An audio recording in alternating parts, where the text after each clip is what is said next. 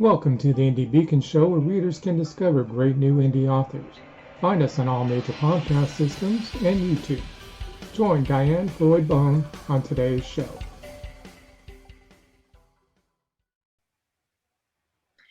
Hello, everyone, and welcome to the Indie Beacon Radio Show.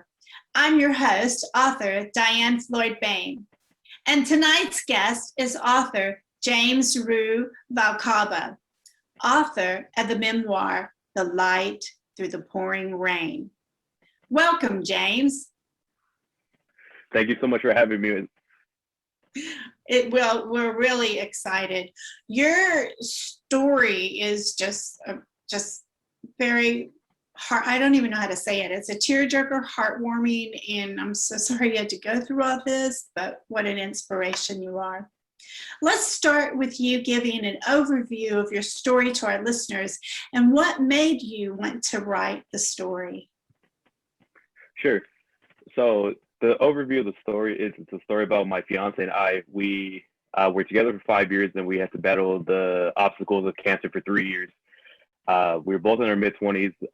Not that anybody had any experience it before at that age, but we just didn't have a blueprint. We had nowhere to turn to. No guidance. Unfortunately, there wasn't a Dummies 101 book for this. We kind of have to just kind of learn on the fly here. So it kind of goes through the emotional toll it takes on the relationship. It goes through how do you navigate? Who do you turn to? We use God as our navigator, use our faith. It kept our eyes to the sky here.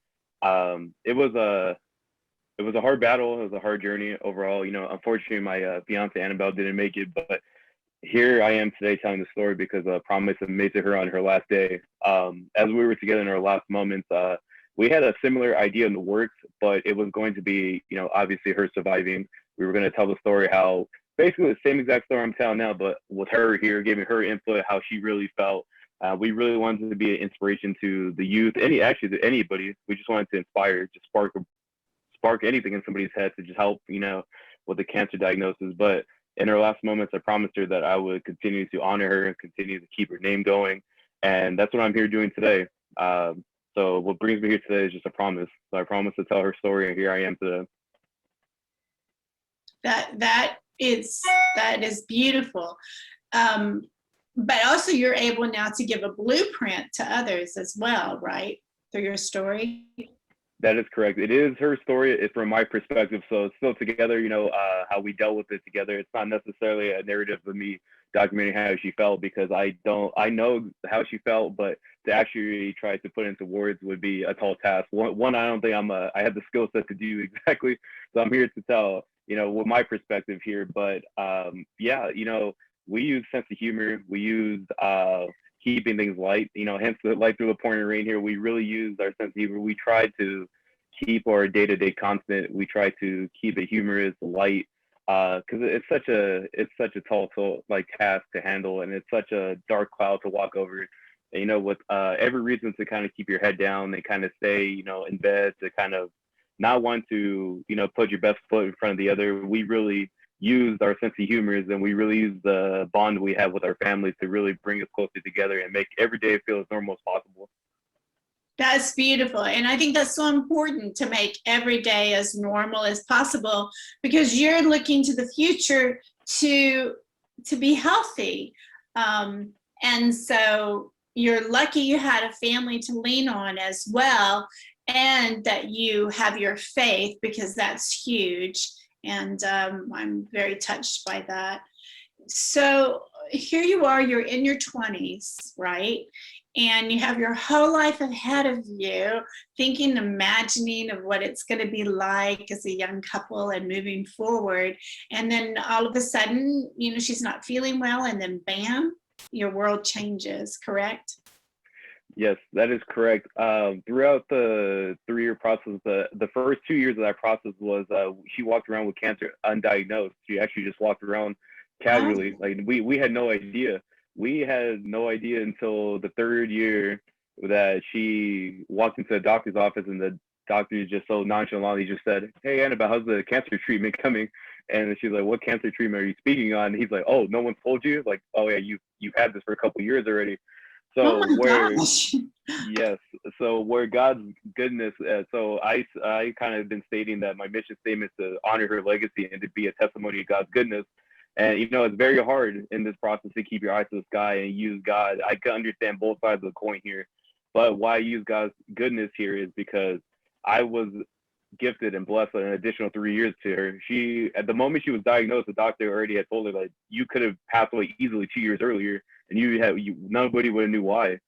So I want to use that as a testimony. Like I was so blessed to be able to have another 3 years with her, in totality of 5 years. So it was a beautiful thing. But that bombshell was just dropped onto her. And from that point on, the bombshell was dropped onto me. And, we had signs throughout the process. We kind of went on to a couple of vacations and she, excuse my language here, but she would have a little spotting here and there. She would have, it's not exactly my expertise, but as a male, she would tell me these little things that she would have these issues, and some things would just seem out of the normal here. And then just one day, it just got the bombshell dropped onto us. Goodness gracious. But it's wonderful that you were able to have these moments to travel and maybe do some things that would be on, quote, as they say, the bucket list, right? Sure. So what were some of the fun things you did that you might want to inspire others to think about doing? We were able to go to Chicago. What's funny about that trip to Chicago was the first time I'd been on a flight, and I was scared to death about flying. I'm scared of heights. And I went with her family, and I went with her family, and one of her brother-in-law at the time was a triathlon runner, so he got invited to Chicago, which is how the whole trip started. And me being a rookie, I had no idea how the whole airport situation works. I didn't know you had to arrive early, and so they got us situated, and we arrived a couple hours early from the flight. Little did we know they had been announcing families to go first come, first serve, and we missed a complete call, and we were the very last ones to board. And as we boarded there, it was a zoo in there. There was just middle seat after middle seat, so we were actually scattered. So I ended up having to sit next to an elderly gentleman who, bless his heart, named James as well, who helped me through the process. It was a beautiful thing. I loved her so much. I'd be willing to go on that flight every single day of the week over and over again to enjoy those moments. The best way I could say is that you don't know it's your last moment until it's your last moment. I didn't know that would be my last vacation with her, and that was a year and a half into her process. And so she was undiagnosed at that point. So what I could give to others, is to you really don't know when it's the last moment. It could be your last conversation. It could be your last walk together. It could be the last of everything. So really just stay in the moment as much as you can. Don't fear the past, the would have, could have, should have, and don't fear the anxiety of the future. Just stay in the moment and enjoy it. That's so much full of wisdom, and I have to even remind myself of that too, because I just recently lost my mother, and I'm always thinking, oh, I shoulda, and I coulda, and I didn't, and you can't do that, because you just have to share and be grateful the moments that you had. So did y'all get married, or y'all decided not to just stay at the fiance level? Did insurance play a role in that? Yes, she had such a big heart that I think she saw the bigger picture a little bit better than I could in the moment. Because there was a couple moments where I had proposed to her. We kept it a very, very tight-knit secret between us. We were kind of just going to spring it onto our family. So we didn't really tell anybody. Most of her family members on both sides didn't know until after she was gone that she even was my fiance. But because she was able to see the bigger picture, she understood. She may not have told me, she may not have hinted it. I think I figured it out, now it's been 2 years removed from her, that she didn't want all the debt to be inherited. I would inherit all her debt by saying I do with her. And that would have been a dream come true. But I think she really did see the bigger picture and understood that the insurance money, all the procedures, all the chemotherapy, all this would have came into play. And I don't think she wanted her parting gift to be a 6 to 7 figure, bill on my front lawn, So Yeah. God bless her for that. But yeah, she really had a bird's eye view on the situation compared to that.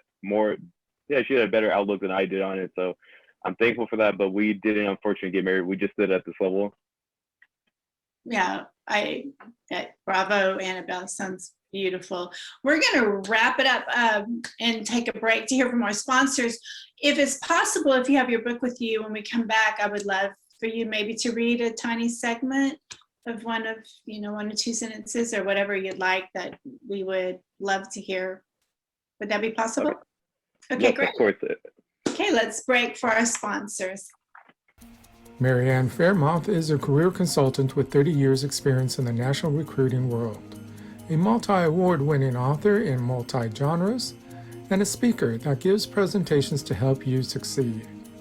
Her book, Revolutionary Recruiting, made the top 20 global list of recruiting books. Find her on Amazon, your favorite bookstore, or at fairmouth.com.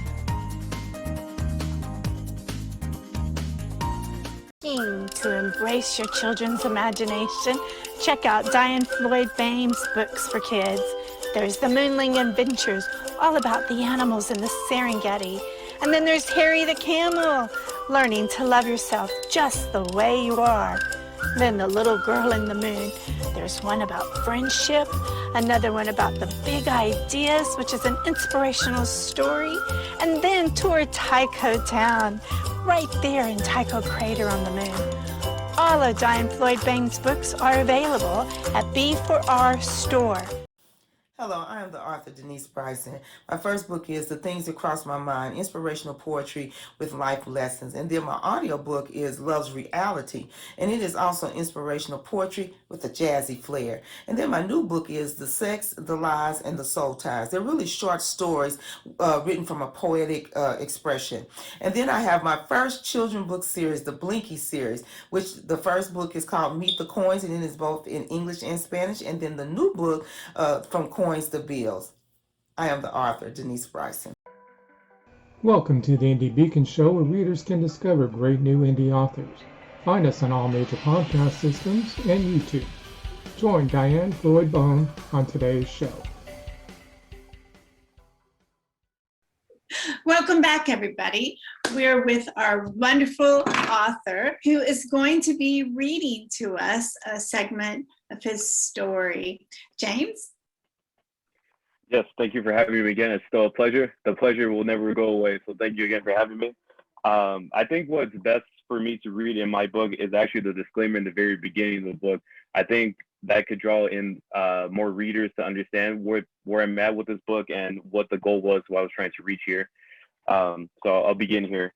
So the disclaimer says, before you read the story, I want you to know that I will be bouncing around the timeline of Annabelle and Maya's relationship throughout this book, hitting the major points of our 5 years together. To make an impact, we didn't exactly need to include every single detail about her and I, just the major ones and the milestones. You don't need to have lost a partner or lost somebody's cancer to understand and draw inspiration and motivation from our story here. You could use our lessons and you could use our sense of humor to apply to your own lives and to turn tragedy into triumph in your own way. I think that is a great segment into what we could speak about next. I think I wanted to use that line. I felt like I needed to read that just so I feel like I've ran into a lot of readers who've said, like, I haven't experienced cancer, so maybe this isn't for me. But I think the topic I go over here and the way we conducted ourselves here can translate to any part of life, any aspect of it.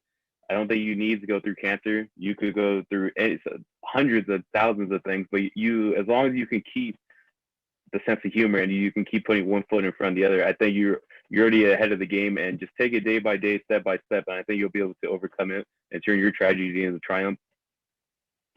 That's beautiful words of wisdom. You're absolutely correct, and it still goes back to what you said earlier, that you never know when your last moments are your last moments, and it can happen at any time.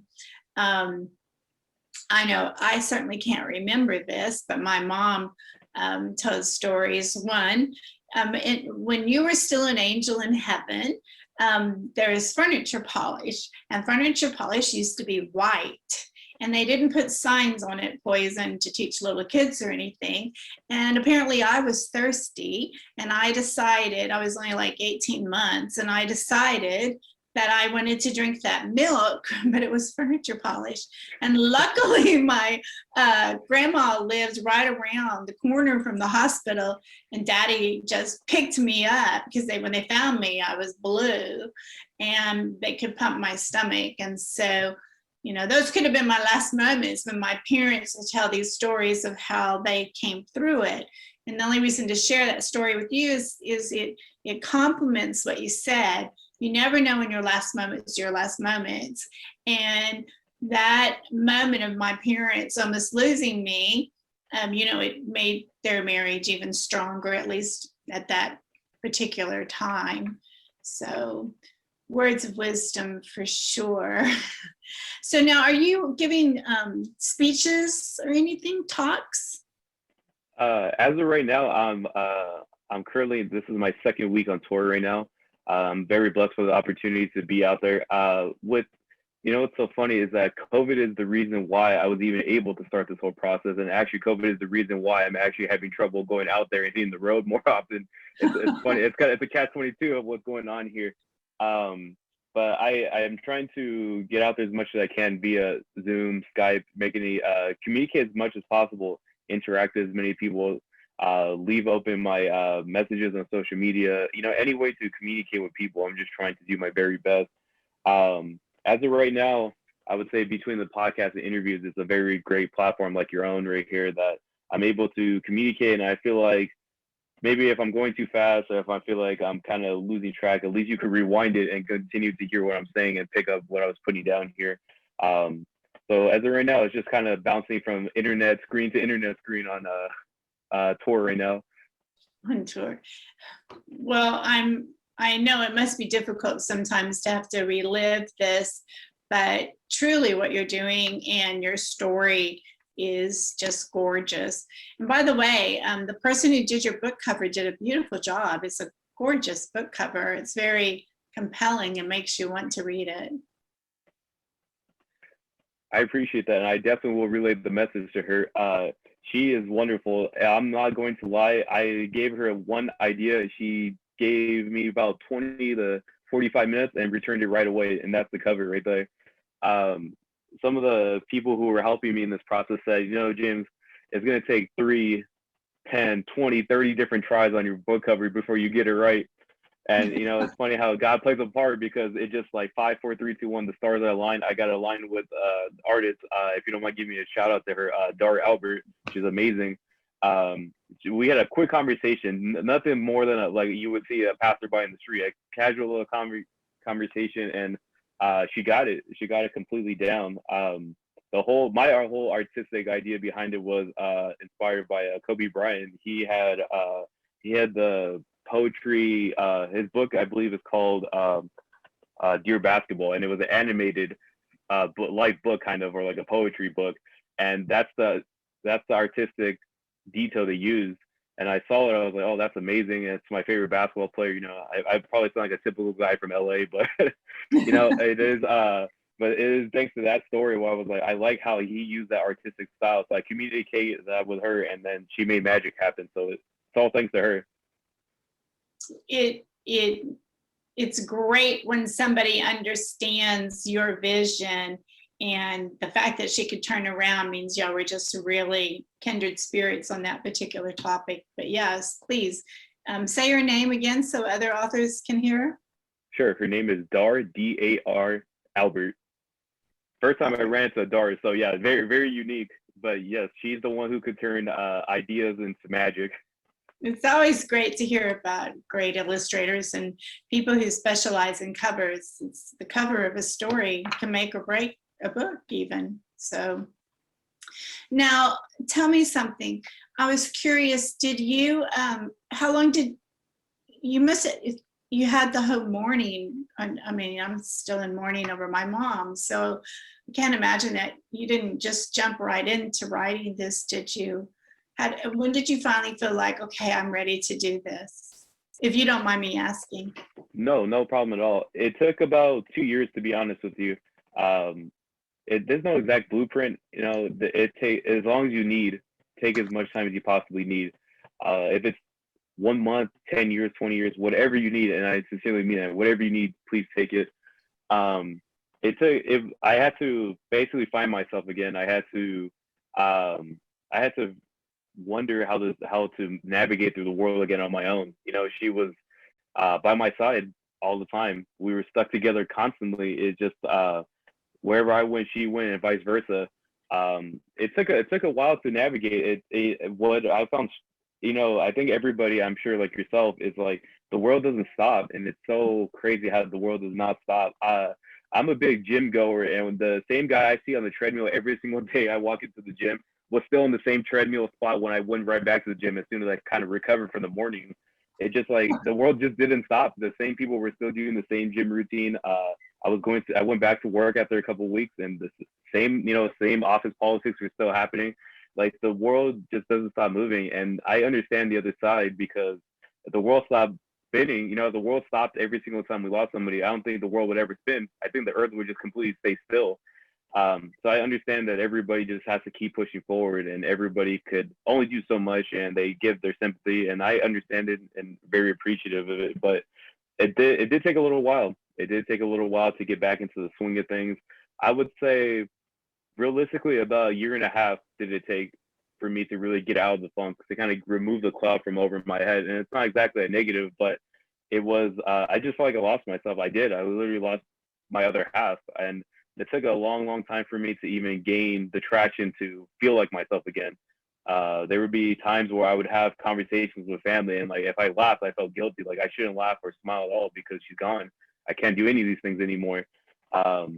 Just trying to conduct myself into the world, to try to dating again, that whole bridge. That's a whole nother story. And I'm sure I could take about 4 or 5 hours about my details about that. But in all honesty, it took 2 years, and after that promise, I went back to work, and I was working with the special needs community. So that's my background, and I would work a school schedule, so I was off all the time at 2:30 to 3. And once I did that, I would work at the gym part time, and I would daydream constantly, like what would be the perfect case scenario for you to write this book. And I would say, like, I would always tell myself, if I got paid to stay at home, I would definitely do it. Knowing how unrealistic that is at the time. Then COVID happened, and then the stars had aligned. Right. And, so what I'm gonna do is stop you there for a moment. Sure.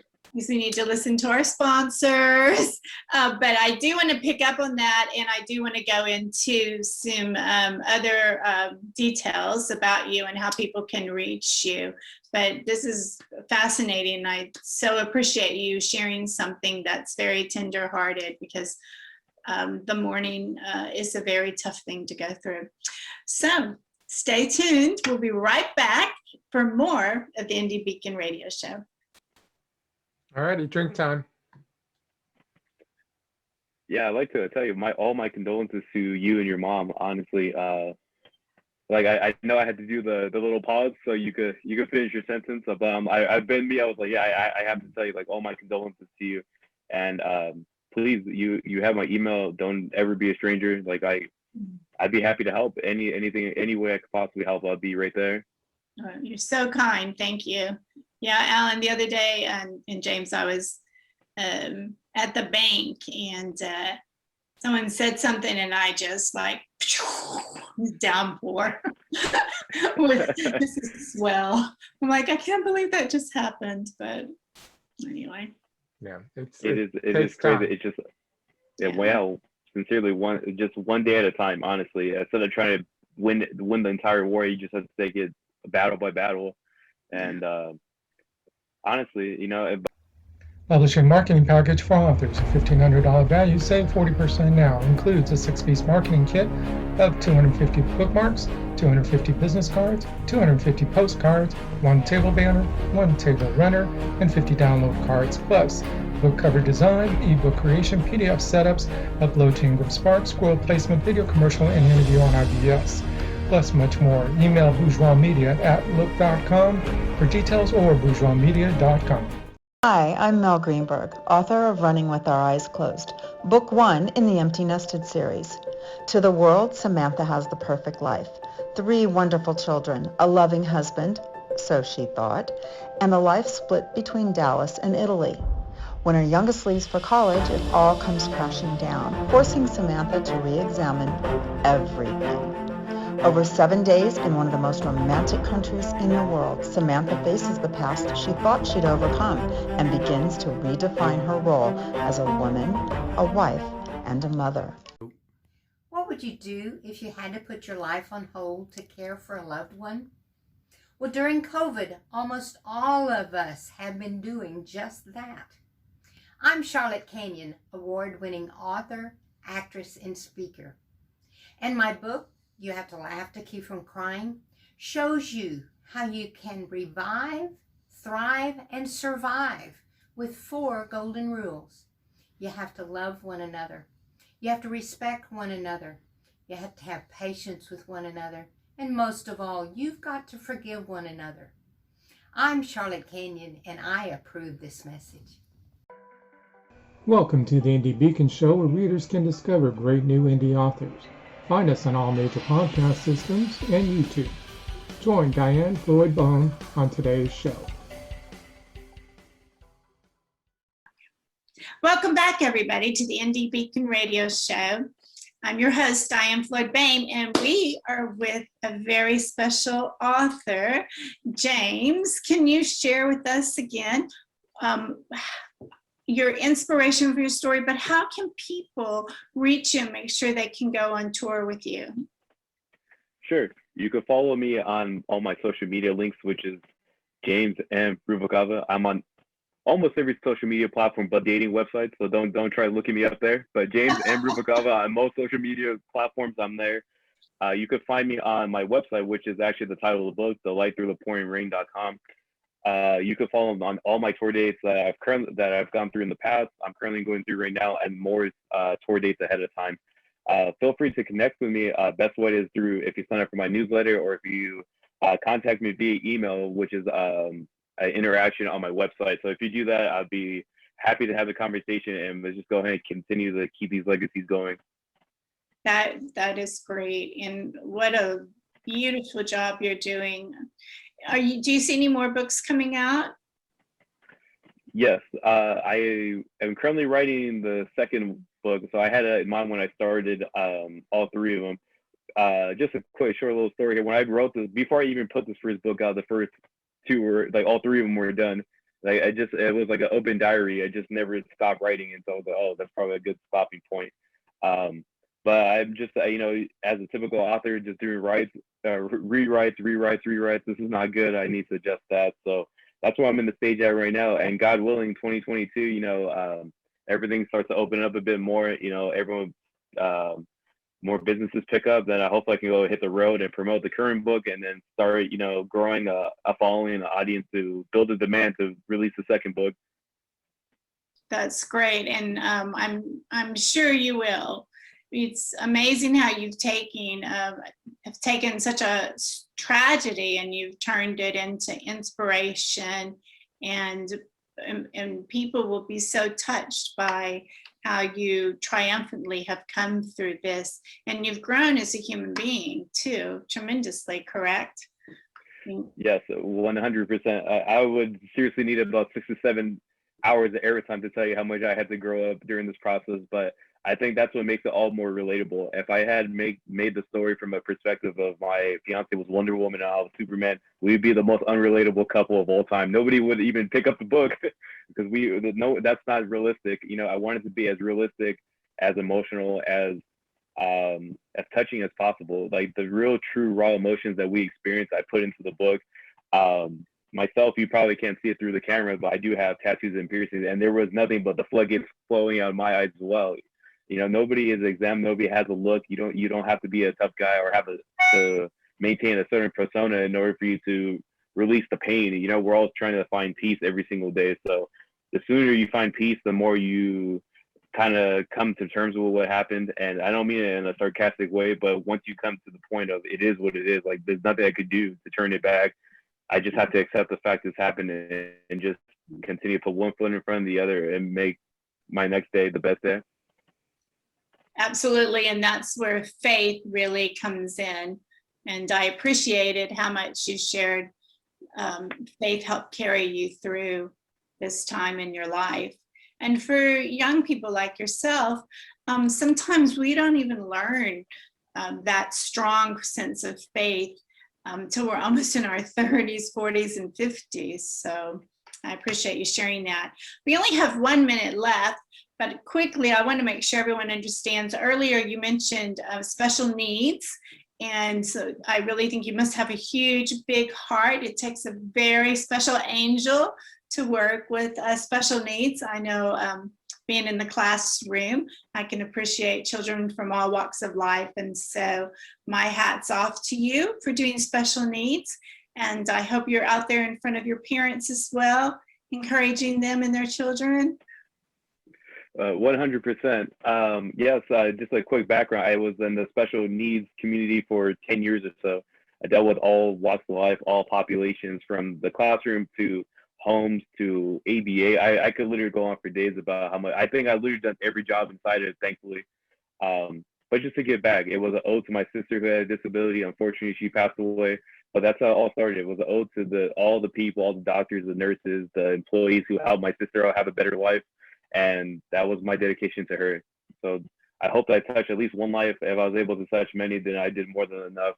And I'm very appreciative for the opportunities and all the lessons that I still carry with me today. So thanks to that community. That is great, and yay for you carrying on the legacy for your sister. Well, we're about to wrap up the show, and like you, I could just speak to you all night long. There's so many different things. So I hope you'll come back to the Indie Beacon radio show and we can speak some more and hear about some of the places that you've gone to in person or else on Zoom. And one more time, could you share with us your website?